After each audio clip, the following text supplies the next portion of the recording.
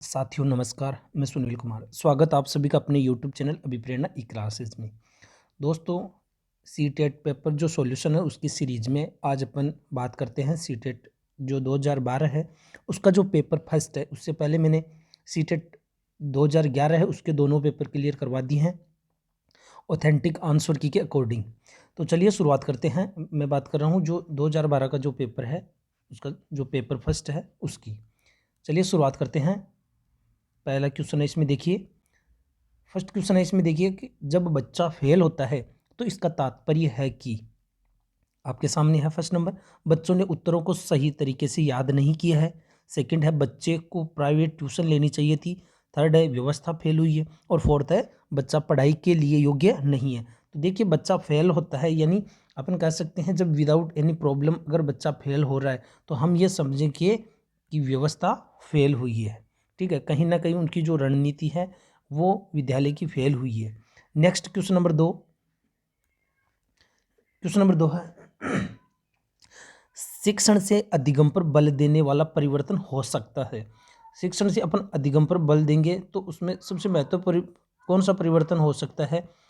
वह तभी हो सकता है जब आपके सामने ऑप्शन है बाल केंद्रित शिक्षा पद्धति अपनाकर, सेकंड है रटने को प्रोत्साहित करके, थर्ड है अग्र शिक्षण की तकनीक अपनाकर, फोर्थ है परीक्षा परिणाम पर केंद्रित होकर। तो इसका राइट आंसर हो जाएगा क्या? बाल केंद्रित शिक्षा पद्धति अपनाकर यह परिवर्तन हो सकता है। नेक्स्ट क्वेश्चन नंबर थर्ड, बीजों का अंकुरण संकल्पना के शिक्षण की सबसे प्रभावी पद्धति है। ठीक है, आपके सामने ऑप्शन है फर्स्ट, विद्यार्थियों द्वारा पौधे के बीज बोना और उसके अंकुरण के चरणों का अवलोकन करना। सेकंड है श्याम पट्ट पर चित्र बनाना और वर्णन करना। थर्ड है बीज की वृद्धि के चित्र दिखाना। और फोर्थ है विस्तृत व्याख्या करना। देखिए, अपन बाल केंद्रित शिक्षा पद्धति का प्रयोग करें। इसके अलावा यहाँ पे सबसे बड़ी बात है कि जहाँ तक जो चीज़ें बालक के लिए प्रत्यक्ष मूर्त रूप से संभव हो उनका प्रैक्टिकल प्रत्यक्ष रूप से ही करवाया जाना चाहिए। इस बात को शिक्षा मनोविज्ञान में ध्यान रखना जरूरी है। भाई, जो चीज़ें हमारे सामने प्रत्यक्ष रूप से संभव है या जो हम आसानी से उपलब्ध करवा सके उनको प्रत्यक्ष रूप से ही उनको बालकों को निरीक्षण परीक्षण करने का मौका मिलना चाहिए। तो यहाँ पे ये जो सबसे बेस्ट ऑप्शन बैठता है वो ये है, विद्यार्थियों द्वारा पौधे के बीज बोना, क्योंकि यह काम संभव है, और उसके अंकुरण के चरणों का अवलोकन करना। तो question number third complete. Next question की बात करते हैं। क्वेश्चन नंबर 4 है समावेशी शिक्षा। समावेशी शिक्षा ऑप्शन आपके सामने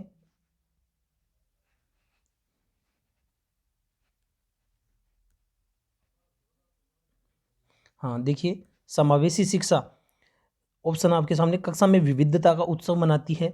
सेकंड है दाखिले संबंधी कठोर प्रक्रियाओं को बढ़ावा देती है। आपके सामने देखिए, अपन को पता चल जाता है लगभग ये कथन गलत है।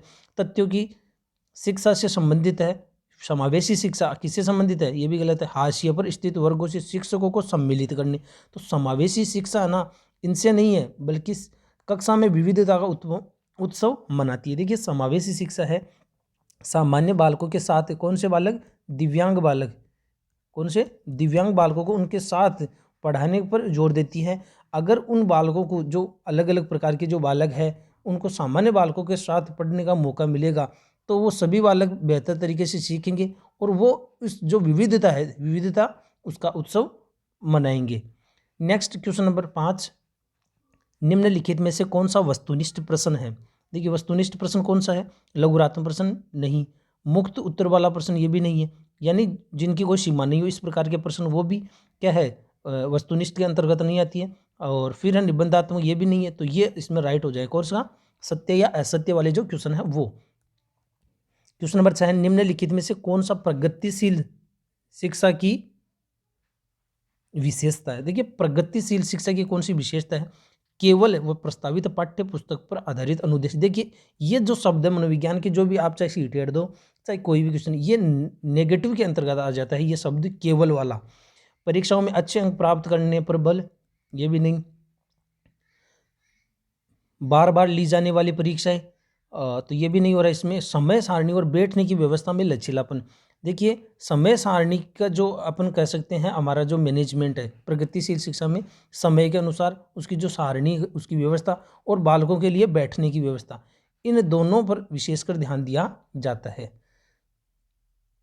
Next question number next question है, एक शिक्षक प्रश्न पत्र बनाने के बाद में यह जांच करता है कि क्या प्रश्न परीक्षण के विशिष्ट उद्देश्यों, देखिए यहाँ पे क्या बात की जाए, विशिष्ट उद्देश्यों की परीक्षा ले रहे हैं, यानी यह जांच कर रहे हैं कि ये जो विशिष्ट उद्देश्यों की परीक्षा ले रहा है या नहीं ले रहा है, क्या ये प्रश्न पत्र। तो वह मुख्य रूप से प्रश्न पत्र की कौन सी विशेषता के बारे में चिंतित है। तो आपके सामने ऑप्शन है, संपूर्ण विषय वस्तु को शामिल करने, सेकंड है प्रश्नों के प्रकार, थर्ड है विश्वसनीयता और फोर्थ है वैधता। तो यहाँ पे राइट आंसर हो जाएगा वैधता। वैधता क्या है, जिस उद्देश्य के लिए हम कोई प्रश्न पत्र बना रहे हैं उस उद्देश्य की अगर पूर्ति हो रही है तो हम उस कार्य को क्या मानेंगे, वैध मानेंगे। कोई भी हो जाए वैध, अगर हमने जो उद्देश्य बनाए अगर उनकी पूर्ति नहीं हो रही है तो वो क्या है, अवैध हो जाएगा। विश्वसनीयता क्या है कि बालक को कोई भी प्रश्न पत्र दिया जा रहा है, उसके अंकों में विभिन्नता आ रही है, ठीक है, और बार बार उसमें पेपर प्रायोजित किए जा रहे हैं, उसके अंकों में विभिन्नता आ रही है, तो हम उसको क्या है, विश्वसनीयता का अभाव मानेंगे। और अगर उसके अंकों में विभिन्नता नहीं आती है तो वो प्रश्नों में अपन कह सकते हैं उसमें विश्वसनीयता का गुण है। तो यहाँ पे जिस उद्देश्य के लिए हम कार्य कर रहे हैं और वो उद्देश्य पूर्ण होता है तो वो कार्य हमारा क्या हो जाएगा, वैध हो जाएगा। नेक्स्ट क्वेश्चन नंबर 8, विवेचनात्मक शिक्षा शास्त्र का यह दृढ़ विश्वास है कि शिक्षार्थियों को स्वतंत्र रूप से तर्कना नहीं करनी चाहिए, ठीक है, तो ये कथन नहीं होगा। बच्चे स्कूल से बाहर क्या सीखते हैं, यह अप्रासंगिक है, क्योंकि बच्चे कहीं पर भी सीख सकते हैं, जरूरी नहीं है कि जो बाहर सीखे विद्यालय के बाहर, वो अप्रासंगिक है। फिर शिक्षार्थियों के अनुभव और प्रत्यक्ष महत्वपूर्ण होते हैं, ठीक है। एक और देखते हैं, यह शिक्षक को हमेशा कक्षा कक्ष के अनुदेशन का नेतृत्व, एक शिक्षक को हमेशा कक्षा कक्ष के अनुदेशन का नेतृत्व करना चाहिए। देखिए शिक्षक के अलावा बच्चे भी जो है, जो उनके अधिक अनुभव है, चाहे उसके साथी हो सकते हैं, वो भी अनुदेशन दे सकते हैं। तो इसका राइट आंसर क्या हो जाता है, शिक्षार्थियों के अनुभव और प्रत्यक्ष महत्वपूर्ण। देखिए बालक के पास स्वयं के पास कई अनुभव होते हैं और वो अनुभव ज़्यादा महत्वपूर्ण जो प्रत्यक्ष रूप से, अगर बालक को स्वयं को प्रत्यक्ष रूप से चिंतन करने का, तर्क करने का, ठीक है, प्रत्यक्षीकरण करने का, ठीक है, मौका मिलेगा तो वो उसके लिए ज़्यादा बेहतर होगा, ठीक है। वैसे अनुभव जो उनके प्रत्यक्ष रूप से जुड़े हुए वो ज़्यादा महत्वपूर्ण है।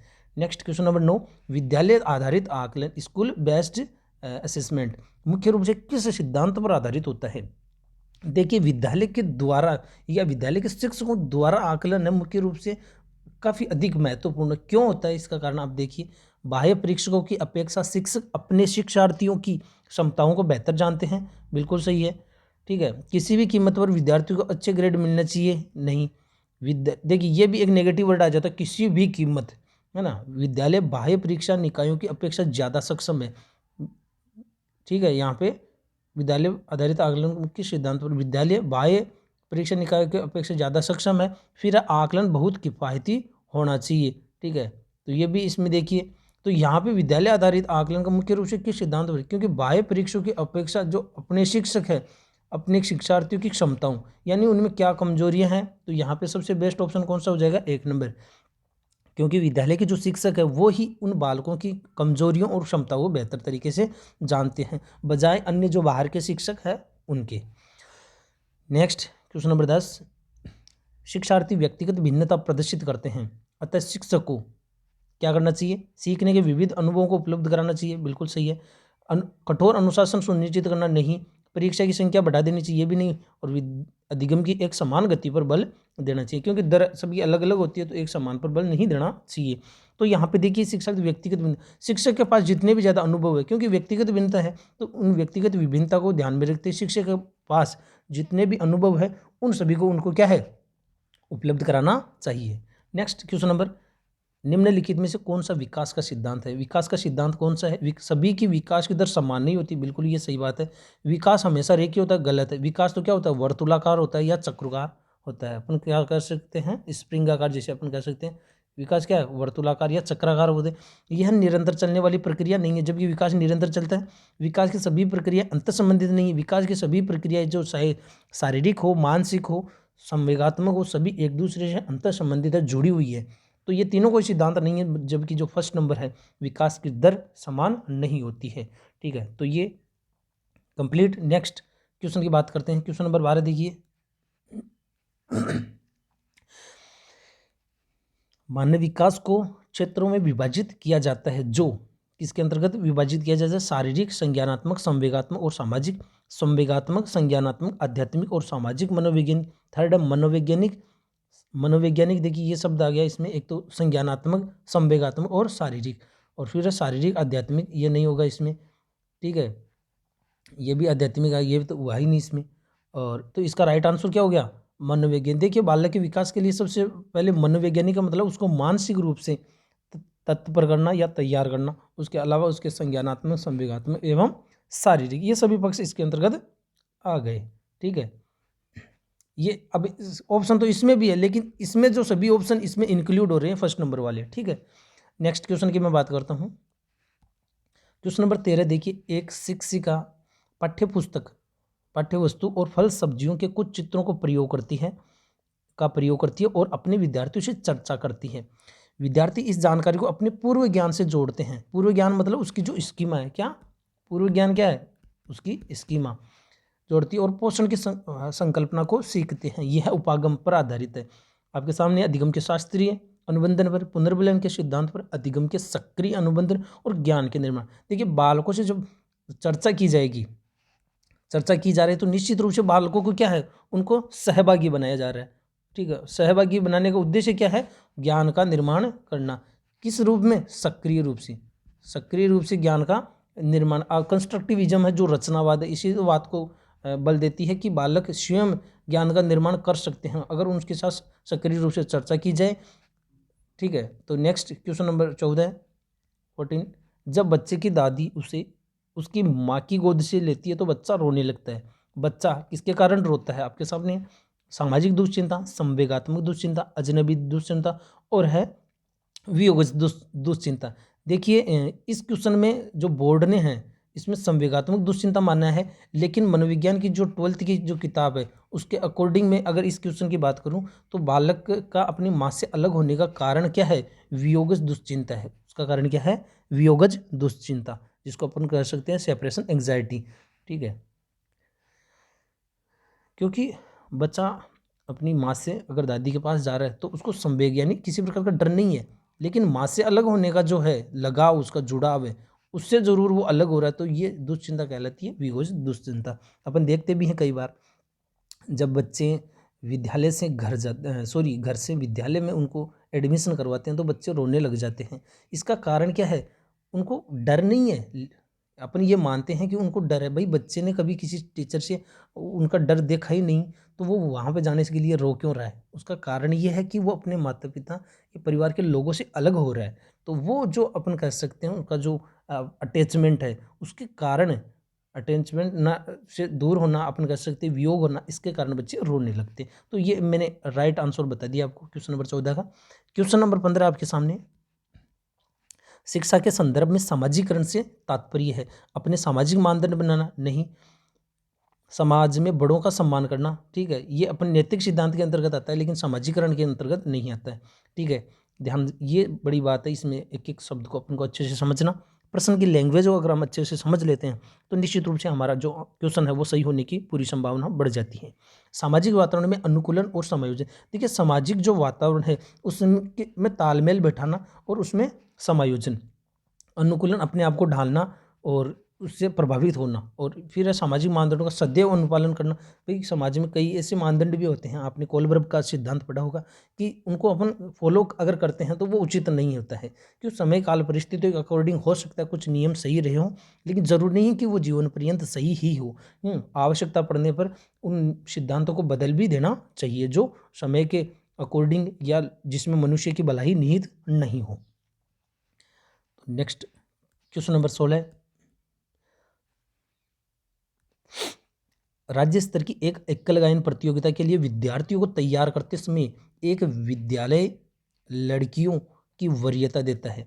यह दर्शाता है कि किसी भी प्रोग्राम को हम आयोजित करते हैं तो उससे पहले हम एक पूर्वाग्रह प्रेजुडिस अपन बना लेते हैं कि ये कार्य केवल लड़के ही कर सकते हैं या केवल लड़कियां ही कर सकती हैं। तो ये बात किसको दर्शाती है, लैंगिक पूर्वाग्रह को दर्शाती है, ठीक है। बाकी सभी ऑप्शन इसमें गलत है, लैंगिक पूर्वाग्रह को दर्शाती है। नेक्स्ट क्वेश्चन नंबर 17, वाइगोत्स्की बच्चों के सीखने में निम्नलिखित में से किस कारक की महत्वपूर्ण भूमिका पर बल देते हैं। वाइगोत्स्की का जो सिद्धांत है सामाजिक सांस्कृतिक सिद्धांत आपने पढ़ा है, तो उसमें किस पर महत्वपूर्ण देता है, ठीक है, तो आपके सामने ऑप्शन है आनुवंशिक, नैतिक, शारीरिक और सामाजिक। इसका राइट आंसर क्या हो जाता है? सामाजिक। क्योंकि बालक समाज में जब जितनी ज़्यादा अंतःक्रिया करेगा, लोगों से चर्चा करेगा, उतना ही ज़्यादा उसका क्या होगा? संज्ञानात्मक विकास होगा। उसका क्या होगा? संज्ञानात्मक विकास। उस अंतःक्रिया के अनुसार ही उसमें भाषा का विकास होगा। इस बारे में भी वाइगोत्स्की ने बात की थी। ठीक है, बच्चे पहले जो है विचार करते हैं, उसके बाद में उसमें भाषा का विकास होता है।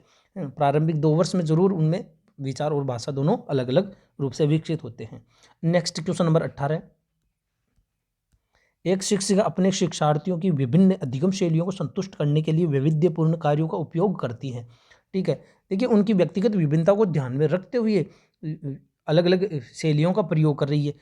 तो इसका कारण क्या हो सकता है? वो कौन से सिद्धांत से प्रभावित है? कोलबर्ग के नैतिक विकास है। देखिए यहाँ पे नैतिकता की कोई बात ही नहीं की जा रही है। फिर है गार्डनर का बहुबुद्धि सिद्धांत, वाइगोत्स्की का सामाजिक सांस्कृतिक सिद्धांत।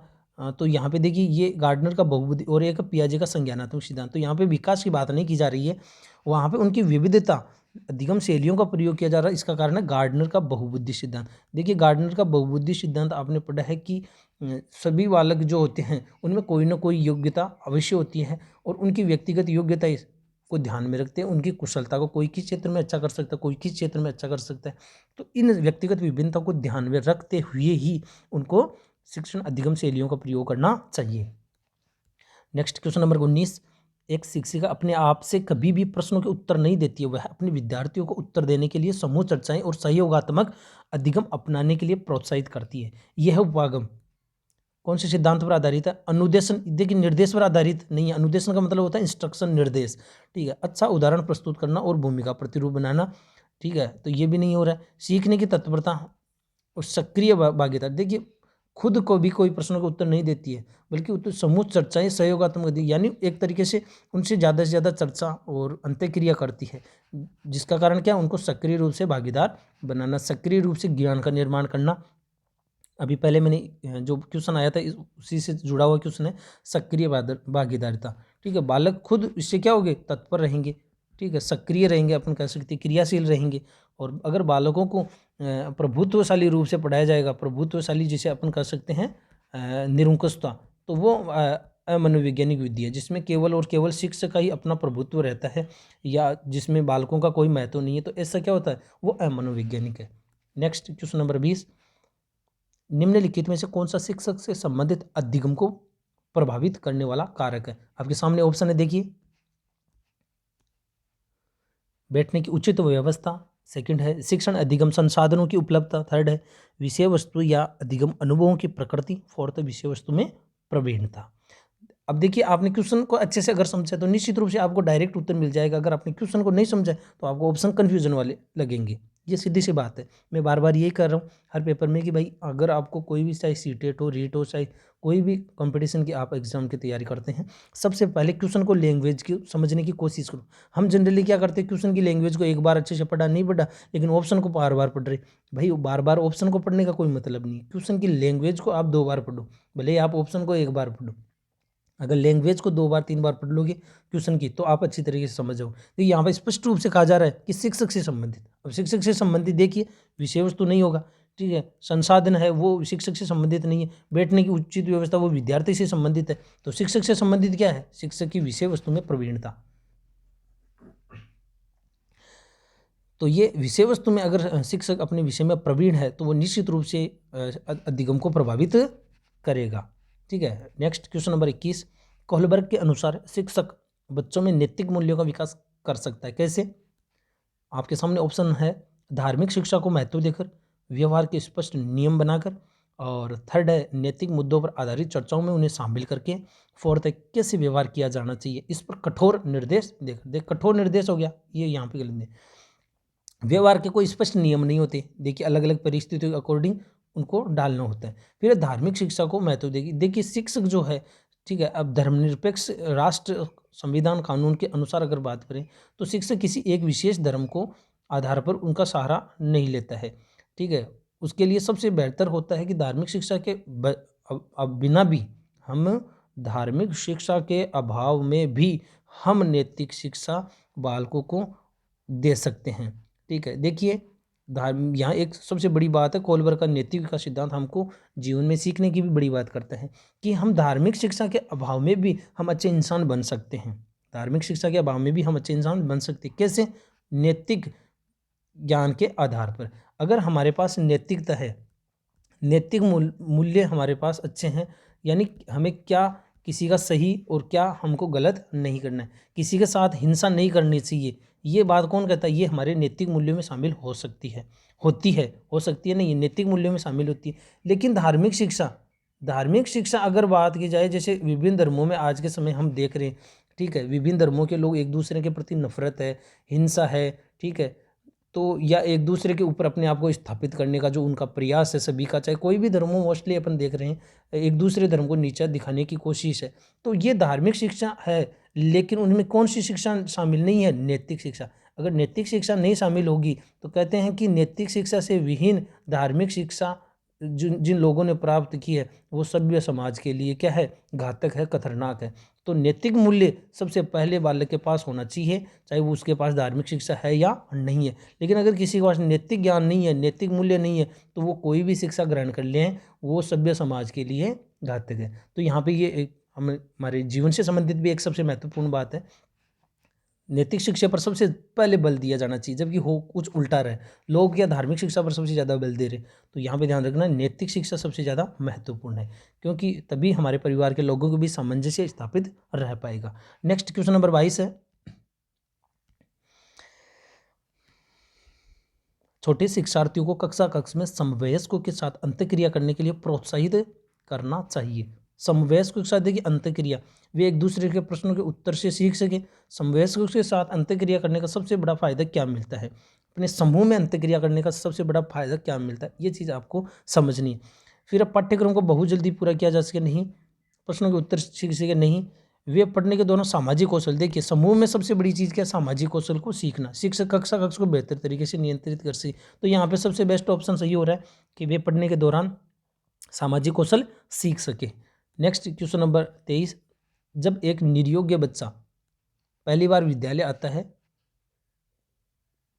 तो शिक्षक को क्या करना चाहिए? आपके सामने ऑप्शन है, बच्चे की निर्योग्यता के अनुसार उसे विशेष विद्यालय में भेजने का प्रस्ताव। तो देखिए, समावेशी शिक्षा अगर आपने पढ़ी है तो निश्चित रूप से उसे अलग विद्यालय में भेजने की डिमांड या बात नहीं करेगा, उसे अन्य विद्यार्थियों से अलग रखना, ये भी बात गलत है। सहकारी योजना विकसित करने के लिए बच्चे के माता पिता के साथ चर्चा करनी चाहिए, प्रवेश परीक्षा लेनी चाहिए, ये भी नहीं। तो यहाँ पे सही आंसर क्या हो गया? देखिए, बालक के माता पिता के साथ चर्चा करेंगे तो उसमें एक शिक्षक के प्रति बालक का जो दृष्टिकोण है वो सकारात्मक होगा और संवेगात्मक रूप से उसमें एक जुड़ाव भी होगा, ठीक है। तो इसमें अपन बात कर सकते हैं कि माता पिता के साथ उनकी चर्चा की जानी चाहिए। नेक्स्ट क्वेश्चन नंबर 24 है, पियाजे के संज्ञानात्मक विकास के चरणों के अनुसार इंद्रिय गामक अवस्था किसके साथ संबंधित है?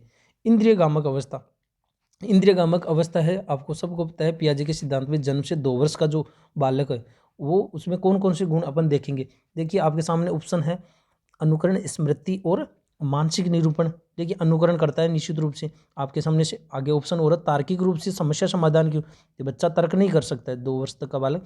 विकल्पों के निर्वचन और विश्लेषण करने की योग्यता, तो विश्लेषण भी बालक नहीं कर सकता है। सामाजिक मुद्दों के सरोकार नहीं होता, तो आपके सामने राइट आंसर कौन सा हो गया? अनुकरण, स्मृति, मानसिक निरूपण।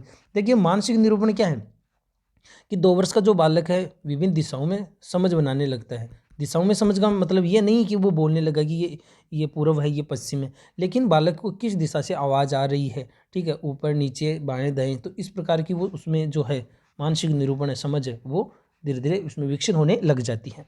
नेक्स्ट क्वेश्चन नंबर 25 है, मानव व्यक्तित्व परिणाम है, किसका परिणाम है? आपने अच्छी तरीके से पढ़ रखा है कि आनुवांशिकता और वातावरण की अंतःक्रिया का ये परिणाम है। Next question number 26, question number 26 देखिए,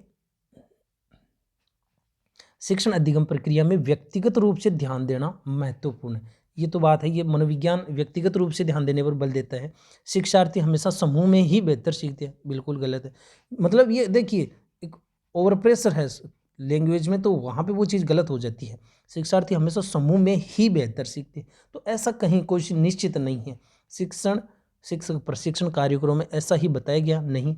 इससे प्रत्येक शिक्षार्थी को अनुशासित करने के लिए शिक्षकों को बेहतर अवसर मिलते हैं, ठीक है। ये भी नहीं, बच्चों की विकास दर भिन्न होती है और वे भिन्न भिन्न तरीकों से सीखते हैं। तो व्यक्तिगत विभिन्नता को ध्यान में रखना है, तो यहाँ पे उनकी दर क्या है वही अलग अलग होती है, तो उसके तरीक़ों से ही सिखाया जाना चाहिए। नेक्स्ट क्वेश्चन नंबर 27, निम्न में से कौन सी समस्या समाधान की वैज्ञानिक पद्धति का पहला चरण है?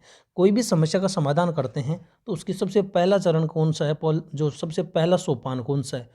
देखिए आपके सामने ऑप्शन है, प्राकल्पना का परीक्षण करना, समस्या के प्रति जागरूकता, प्रासंगिक जानकारी को एकत्रित करना और प्राकल्पना का निर्माण करना।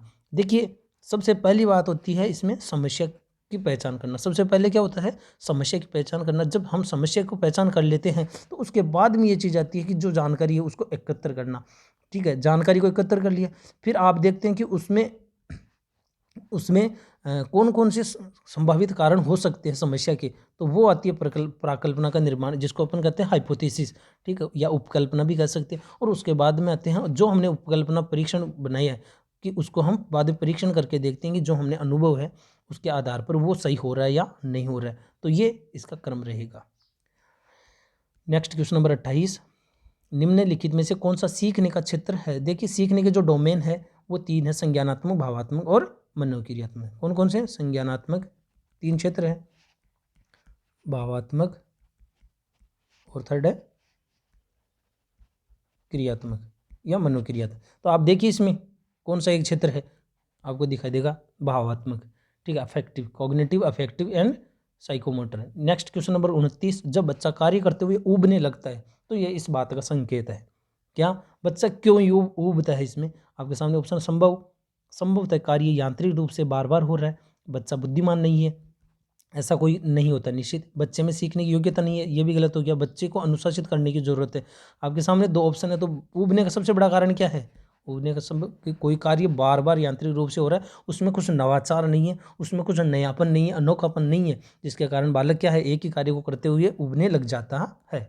नेक्स्ट और अंतिम क्वेश्चन 30 नंबर, प्राय शिक्षार्थियों की त्रुटियां किस ओर संकेत करती है? आपके सामने ऑप्शन है कि ये कैसे सीखते हैं, यांत्रिक अभ्यास की आवश्यकता और सीखने की अनुपस्थिति और शिक्षार्थियों के सामाजिक आर्थिक स्तर। देखिए हम गलती क्यों करते हैं, प्रैक्टिस विल मेक अस मतलब कंप्लीट, तो यानी अपन बार बार प्रैक्टिस करेंगे तो वो ही हमें पूर्ण बनाएगी। तो प्रैक्टिस के अभाव में, जिसे अपन कह सकते हैं यहाँ यांत्रिकता इस चीज़ से जुड़ी हुई है कि यांत्रिक अभ्यास की जो आवश्यकता है, यांत्रिक अभ्यास की आवश्यकता है वो हमारी धीरे धीरे त्रुटियों को कम करने लगेगी। थांडाई का नियम भी है, अभ्यास का नियम क्या कहते हैं, सब जिसको अपन क्या है, प्रयास एवं त्रुटि, बार बार हम त्रुटि करेंगे, जो बार बार त्रुटि होगी तो बार बार प्रयास भी करेंगे और अंततः एक ऐसी स्थिति आती है कि हम बिना त्रुटि किए हुए हम सही अनुक्रिया करने लग जाते हैं। तो कैसा लगा अपना जो सीटेट जो 2012 का जो पेपर का सॉल्यूशन, अपना जो विचार कमेंट बॉक्स में ज़रूर रखें और जो भी चैनल पर जरूर नए हैं वो चैनल को ज़रूर सब्सक्राइब करें, ताकि आने वाले हर वीडियोज़ का नोटिफिकेशन आपको मिल सके। जितने भी सीटेट आरटेट जितने भी टीचर से रिलेटेड एग्जाम उन सब की साइकोलॉजी और विशेषकर नए क्वेश्चन, अप्लाइड क्वेश्चन, वो भी आपको यहाँ पे मिल सकेंगे। धन्यवाद।